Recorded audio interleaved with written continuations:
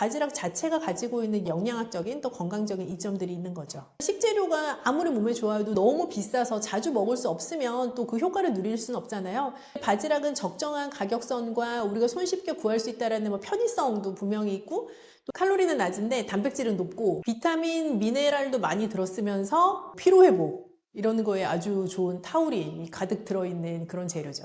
바지락 같은 조개류가 건강식으로 여겨지는 이유가 있을까요? 칼로리가 낮은 거 대비해서 영양소 배합이 아주 훌륭해요. 칼로리는 낮은데 단백질은 높고 비타민, 미네랄도 많이 들었으면서 피로회복 이런 거에 아주 좋은 타우린이 가득 들어있는 그런 재료죠. 숙취에도 예를 들어 해산물로 끓인 무언가를 드시고 싶어 하시는 분들이 계시잖아요. 그런 게 먹고 나면 씻겨 내려가는 느낌이 들고 내 간이 좀 회복되는 느낌이 들고, 사실 조개류들이 가지고 있는 타우린 성분에서부터 느끼는 우리의 감각일 수도 있죠. 바지락 속에 있는 그런 단백질에 대해서 좀 더 깊게 얘기해 주실 수 있을까요? 고단백 식품이라고 하면 일반적으로는 칼로리가 좀 같이 높기가 쉽거든요. 그런데 조개류들은 단백질 함량이 높은 것에 비해서는 칼로리가 좀 낮은 편이고, 단백질 함량이 높은 것만큼이나 아연도 굉장히 많이 들어있고요. 아연이요? 네, 우리가 굴도 아연이 많고 조개류도 아연이 좀 풍부하게 들어가 있는 식재료이기도 하고요.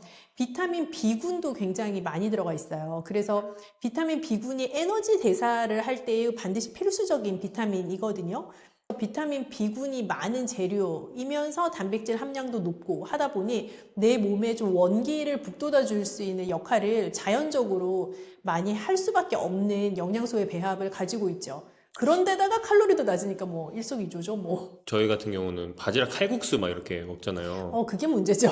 칼국수는 아무래도 보통은 이제 정제된 밀가루로 만드는 거의 100% 탄수화물이죠. 몸에 좋게 먹을 수 있는 방법이 있을까요? 바지락 자체를 양껏 먹어서 배부르게 먹어야지 하면 진짜 많이 드셔야 될걸요. 바지락 알 개수로 따지면. 그렇죠. 그런데 그렇게 많은 바지락을 드시는 거는 바람직하지 않잖아요.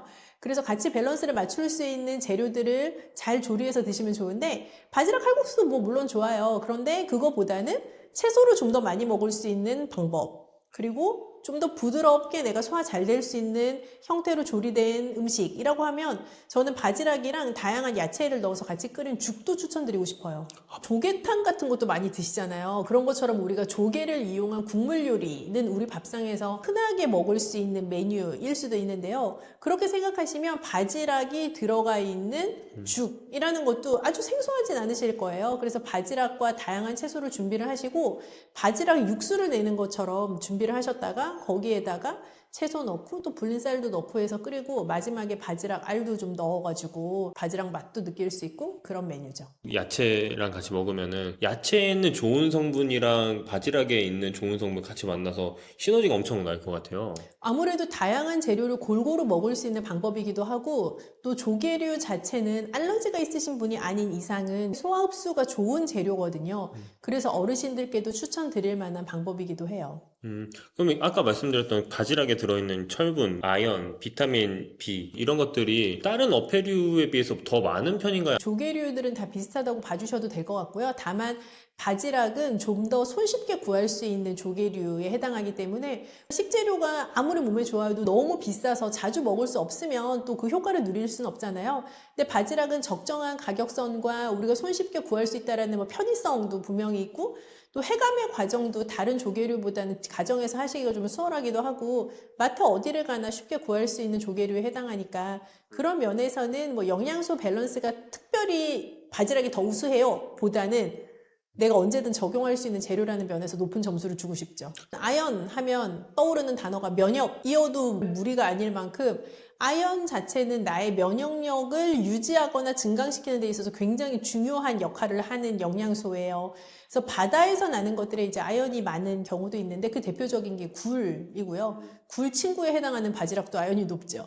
그래서 아연이 풍부한 식재료는 이제 면역력을 증강시키는 데 도움이 많이 되기도 하고, 그 바지락에 들어가 있는 다른 비타민 B군 같은 경우는 내 어떤 신경의 에너지가 공급되는 데 있어서 중요한 역할을 하는 영양소이기 이기 때문에 바지락 자체가 가지고 있는 영양학적인 또 건강적인 이점들이 있는 거죠. 바지락 야채죽 무슨 맛일지 너무 궁금한데요. 끓일 때 조개류, 해산물만의 그런 비린내가 날 수가 있잖아요. 네네네네. 비린내가 안 나면서도 맛있게 끓여 먹을 수 있는 방법이 있을까요? 우리가 조개를 보면 조개가 입을 다물고 있다가 익으면 입을 연단 말이에요. 네. 그럼 어르신들이 말씀하시기를 입 열면 바로 먹으라 라고 말씀을 하셨는데 그렇게 네. 말씀하신 이유가 저 익었어요 할 때가 가장 연하고 맛있기 때문에 그렇거든요. 그런데 죽이라는 요리 자체는 물에다가 넣고 재료를 오래 끓이는 특성이 있는 조리법이잖아요. 네. 그래서 바지락 야채죽을 까딱 잘못하면 이 바지락이 들어는 갔는데 너무 질겨서 맛이 없는 경우가 있어요.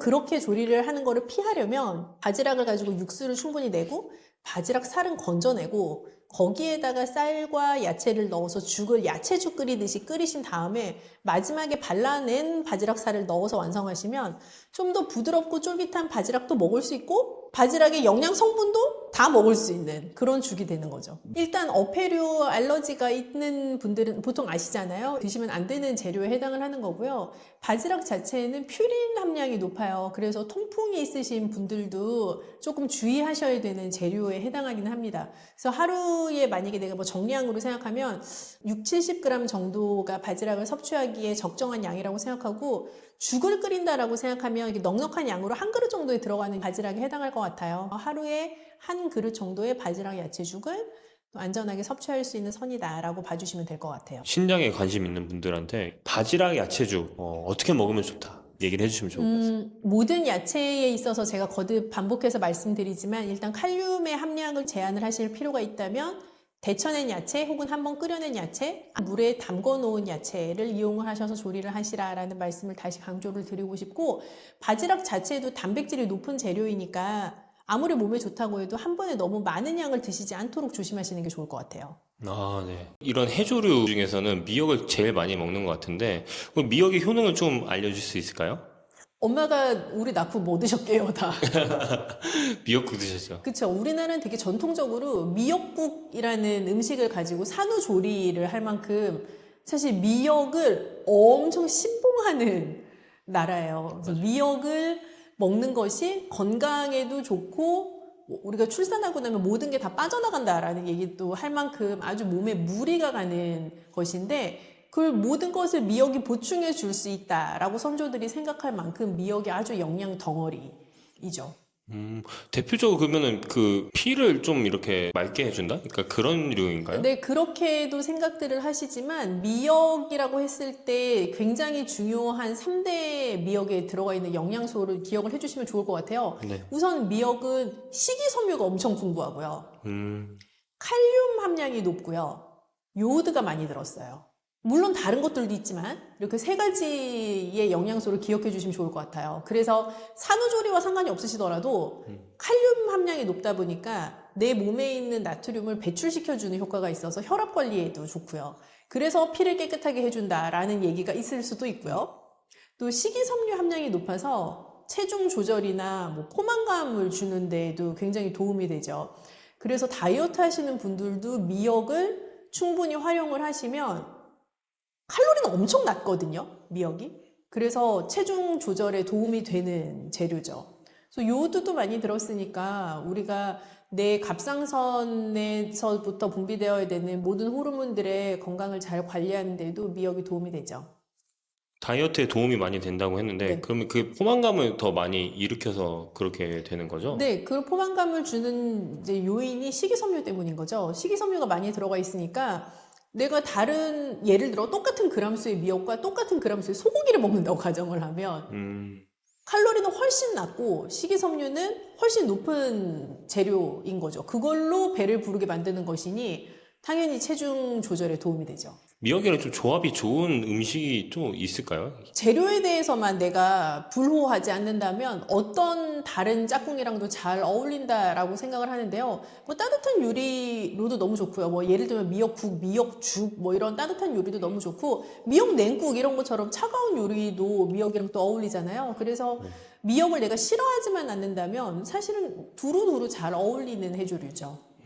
방금 그 말씀하실 때 미역국, 미역죽을 말씀해 주셨는데 그 미역죽으로 먹었을 때 이런 이점이라는 게 또 있을까요? 미역국도 아니고 미역죽이라고 생각하시는 분 계실 수 있는데, 미역죽은 말 그대로 미역과 쌀을 푹 끓여낸 이제 죽요리잖아요. 어르신들이 소화가 안 될 때 함께 변비 증상이 올 수도 있는데, 미역은 일단 식이섬유소 함량이 높고 변비 해소에 아주 탁월한 재료이기 때문에 미역죽은 어르신들의 변비 개선에도 상당히 도움이 되는 메뉴라고 볼 수 있죠.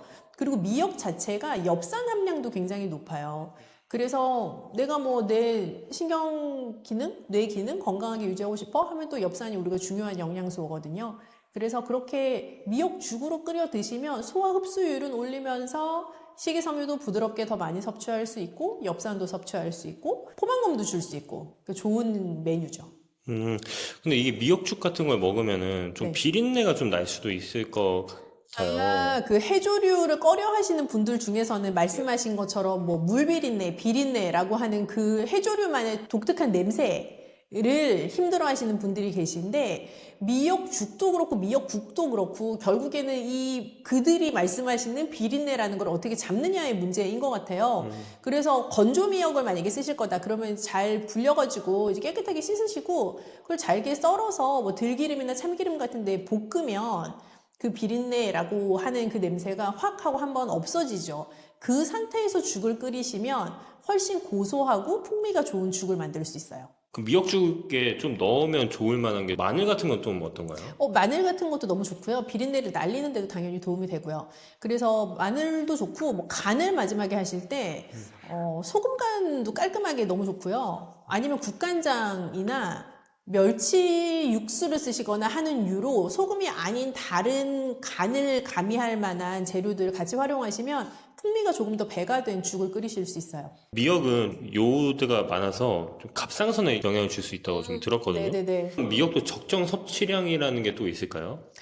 그럴 수 있죠. 사실 우리나라는 미역을 굉장히 과량 섭취하는 식문화를 가지고 있는 민족 중에 하나죠. 그래서 미역을 내가 너무 많이 먹으면 뭐 갑상선이 안 좋아지나요? 이렇게 생각하실 필요는 사실은 없고, 미역을 주의하셔야 되는 분들은 갑상선 관련된 질환이 있으시거나 뭐 갑상선 관련된 수술을 하셨거나 하는 분들은 좀 조심하셔야 될 필요가 있어요. 그래서 너무 과량 드시면 좀 위험할 수 있고, 갑상선 기능이 정상적이신 분들은 뭐 우리가 먹는 것 정도의 미역 양이면 또 크게 무리 없이 소화하실 수 있습니다. 신장에 좀 관심 있는 분들한테 네. 좀 미역 섭취할 때 주의할 점이나 이런 게 있으면 좋을 것 같아요. 그것도 어려운데요. 미역에도 칼륨이 높잖아요. 근데 신장 질환자 분들이 주의하셔야 될 영양소 중에 하나가 이제 칼륨인데, 신장 질환이 오기 전에는 나트륨 배출을 칼륨이 돕는다 하여 우리가 또 칼륨을 많이 먹으라 얼마나 그랬겠어요? 네. 근데 막상 신장 질환이 오고 나면 칼륨을 배출하는 데 굉장히 무리가 가기 때문에 칼륨이 너무 많은 재료는 조금 힘들어요. 근데 미역도 칼륨이 높은 재료이다 보니까 신장 질환이 오기 전처럼 많이 드시는 거는 조금 피하셔야 된다라고 생각을 하고요. 다만 녹색 채소와 마찬가지로 미역을 충분히 한번 팔팔 끓여서 그 물은 버리고 한번 끓여낸 미역으로 죽을 끓이시거나 국을 끓이셔서 드시면 칼륨 함량을 현저하게 낮출 수가 있죠. 근데 미역은 칼륨 함량이 높은 거를 빼고는 뭐 식이섬유 함량도 높고 또 엽산 함량도 높고 하기 때문에 적정 양으로 지켜서 드시면 건강 관리에 도움이 되는, 그리고 신장 질환자 분들에게도 건강 관리에 도움이 되는 음식인 것은 맞아요. 비타민C가 좀 우리 몸에 어떤 영향을 좀 주나요? 뭐 그런 말 들어보셨을 건데, 비타민C 먹어라 감기 떨어진다.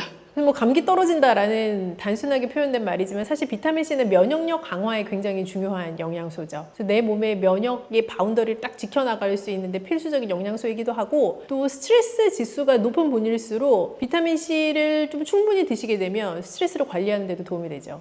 스트레스 관리에도 도움이 되나요? 스트레스 자체가 사실은 굉장히 복합적인 여러 증상을 통칭하는 용어잖아요. 그래서 내가 스트레스가 높음으로써 면역력이 떨어질 수도 있고 하니까요. 사실 면역력 강화에 도움이 되는 비타민C는 스트레스 관리에도 도움이 된다라고도 볼 수 있죠. 굉장히 신박한 말씀이시긴 하네요. 요즘 들어서 사람들이 좀 관심을 갖는 게 비타민C 영양제가 있잖아요. 그런 걸 또 함부로 먹으면 좀 몸에 안 좋다 막 그런 얘기가 또 있더라고요. 몸에 좋다 안 좋다를 떠나서 일단 굉장히 고함량의 비타민C 영양제 같은 경우는 비타민C는 수용성 비타민이기 때문에 고함량을 먹는다고 해가지고 나한테 다 남아있지 않아요. 일단 내가 필요한 만큼 뭐 쓰고 나면 나면 나머지는 다 그냥 소변으로 배출되는 거예요. 그래서 아주 고함량의 비타민C 영양제를 드신 분 중에 화장실 갔더니 난생 처음 보는 소변의 색깔을 보실 수 있는 분이 계실 텐데 그러면 너무 고함량의 비타민C를 드신 거죠. 그 어떻게 보면 그 비타민C 같은 거는 정제된 거를 같이 하나의 알약으로 하거나 가루로 하는 거잖아요. 비타민C 하면 떠오르는 과일들이 엄청 많이 있는데 그런 것과 비타민C 영양제와 과일을 비교했을 때 어떤 걸 먹는 게 좀 더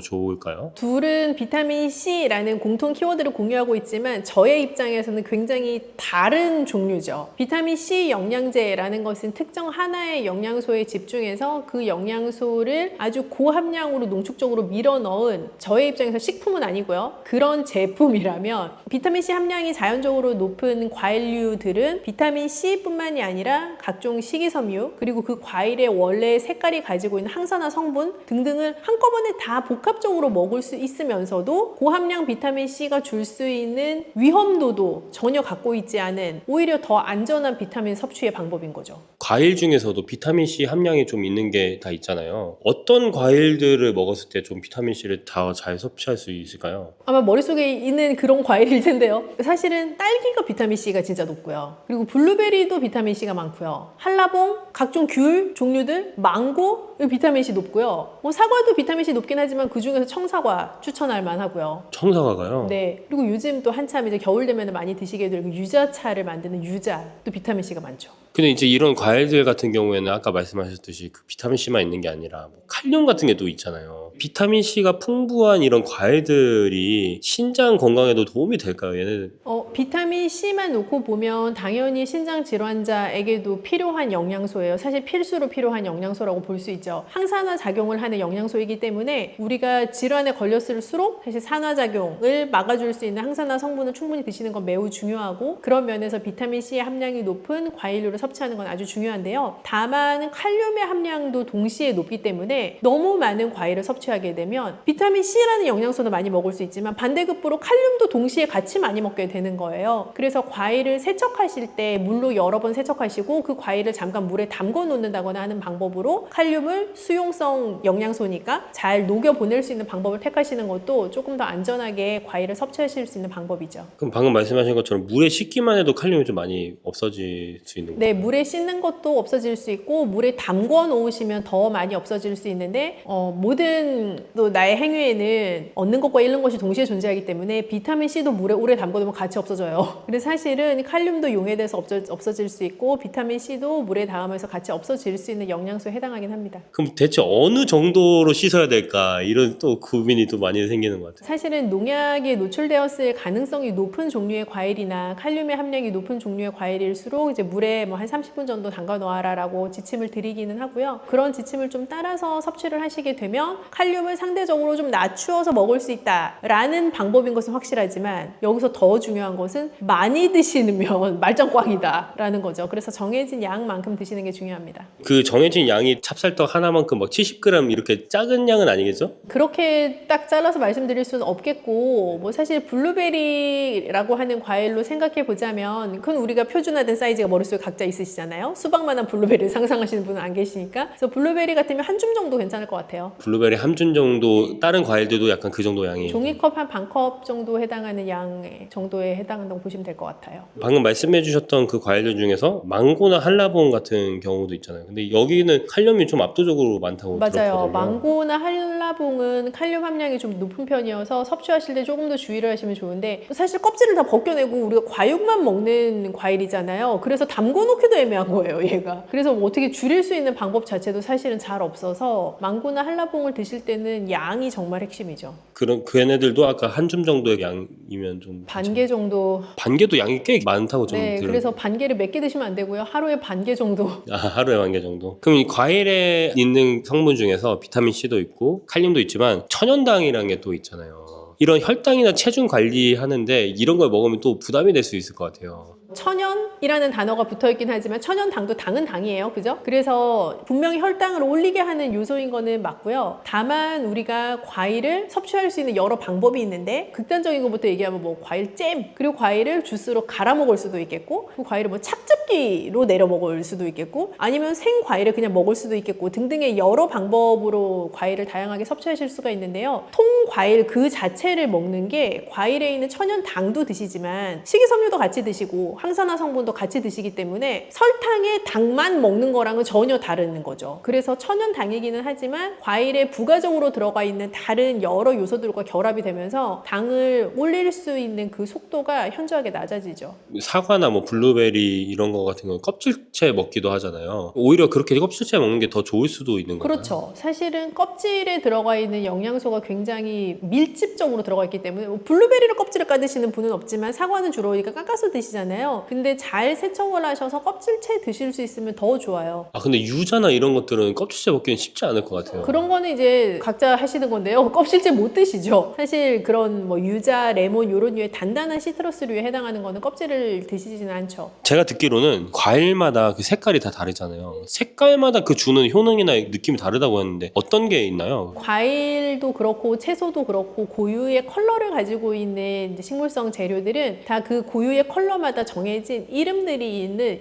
효능이에요. 그래서 그 컬러가 가지고 있는 힘들이 다 있는데요. 블루베리나 가지처럼 진한 보라색을 가지고 있는 재료들은 우리가 안토시아닌 함량이 높다라고 얘기를 해요. 그래서 안토시아닌 함량이 높은 또 재료들이 있을 수 있고, 뭐 선명한 노란색을 내는 것, 예를 들면 망고, 한라봉, 단호박, 당근 이런 류의 재료들은 베타카로틴 함량이 높죠. 그래서 각각 그런 색깔이 가지고 있는 여러 명칭이 다른 것처럼 그 각각의 색깔이 주는 효능도 조금씩 다를 수가 있고요. 그래서 다양한 컬러의 과일, 채소를 섭취하시는 거는 굉장히 추천할 만한 방법인 거죠. 채널을 못 보신 분들도 있을 수 있으니까 안토시아닌이랑 베타카로틴 효능이 어떤 건지에 대해서 좀. 안토시아닌도 베타카로틴도 둘 다 항산화 성분, 항산화 영양소라고 생각을 해주시면 좋겠고요. 항산화라는 것은 내 몸이 자연스럽게 노화되어 가는 과정에서 내 세포가 산화 과정을 겪게 되는데 그 산화 과정으로 겪는 속도를 조금 줄여줄 수 있는 항산화해주는 역할을 하는 성분이라고 보시면 좋겠어요. 그래서 베타카로틴이나 안토시아닌처럼 색깔이 선명한 과일, 채소를 드시면 그 항산화 성분들의 효과를 극대화해서 노리실 수가 있죠. 그럼 이런 과일들을 아까 통째로 먹는 게 굉장히 좋다고 말씀을 해주셨잖아요. 근데 이런 과일들을 모찌나 이런 떡에 넣어서 먹는 건 어떤가요? 요즘 너무 많잖아요. 그쵸? 막 생과일 들어가 있는 찹쌀떡 같은 것도 있고 그 과일을 다시 한번 가공해가지고 소로 쓰는 경우도 있고 한데요. 사실 어떻게 보면 떡이라는 전통 음식 자체를 다양한 현대적인 방법으로 해석해내는 굉장히 좋은 흐름을 가지고 있는 제품이라고 생각을 해요. 근데 다만 우리가 드시는 소비자들 입장에서 생각해보면 맛만 따라서 먹으면 사실 너무 맛있죠. 근데 그거를 내 건강까지 주의해가면서 드셔야 되는 소비자라면 너무 많은 양을 드시지 않도록 주의를 해주시면 좋겠고, 그렇게 드신다고 해도 우리가 과일 본연에서 얻을 수 있는 여러 가지 이점들은 또 가져갈 수 있는 또 하나의 재밌는 방법이 되는 거죠. 마지막으로 이제 비타민C를 먹을지 과일을 먹을지 아직도 고민하는 분이 좀 있을 것 같아요. 추천해 줄 수 있는 말이 있으면 좋을 것 같아요. 과일을 꾸준히 드시는 방법을 찾는 것이 사실은 1번이고요. 그 이유는 가장 안전하게 비타민C를 섭취할 수 있는 방법일 뿐 아니라 비타민C 외에도 식이섬유, 또 다른 형태의 비타민들, 또 무기질들 같이 먹을 수 있는 방법이기 때문에 비타민C 영양제 고함량 제품을 선택하시는 것보단 꾸준히 과일을 다양한 색깔로 선택하셔서 섭취하시는 게 좋아요. 다만 내가 정말 기력이 쇠하거나 감기에 아주 심각하게 걸렸거나 해서 내 몸이 강력한 비타민C를 요청할 때, 그럴 때 고함량 비타민C를 한 번씩 선택하시는 것도 좋은 방법이라고 생각합니다.